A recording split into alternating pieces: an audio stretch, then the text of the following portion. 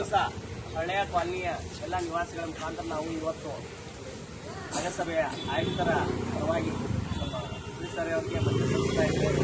ವಿಷಯ ಏನಪ್ಪ ಅಂತಂದ್ರೆ ನಮ್ಗೆ 6 ತಿಂಗಳಾಯ್ತು ಮನೆಗಳ ಹಕ್ಕುಪತ್ರಗಳನ್ನು ಕೊಟ್ಟಿದ್ದಾರೆ. ಆ ಪ್ರಕಾರ ಮಾಲೀಕತ್ವ ಉದ್ದಾರ ಪೂರೈಸ್ತಾ ಇಲ್ಲ.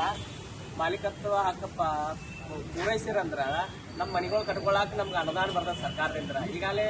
ಈಗ ಅಮ್ಮ ನೋಡ್ರಿ, ಈಗ ವಯಸ್ಸಾದವ್ರದಾರು ಇವ್ರ ಮನೆ ಬಿದ್ದು 1 ವರ್ಷ ಆಯ್ತಾ. 1 ವರ್ಷದಿಂದ ಇನ್ನೂ ಮಟ್ಟ 1 ರೂಪಾಯಿ ಸರ್ಕಾರದಿಂದ ನಯಾ ಪೈಸನು ನಮ್ಗೆ ಇನ್ನೂ ಮಟ್ಟ ರೊಕ್ಕ ಬಂದಿಲ್ಲ, ಸಹಾಯ ಬಂದಿಲ್ಲ. ಕೇಳಿರ ನಗರಸಭೆಯಿಂದ ನಮ್ಗೆ ಉತ್ತಾರ ತೊಗೊಂಬಂತಾರೆ. ನೋಡ್ರಿ, ನಗರಸಭೆದವ್ರು ನಮ್ಗೆ ಉತ್ತಾರ ಕೊಡ್ತಾ ಇಲ್ಲ.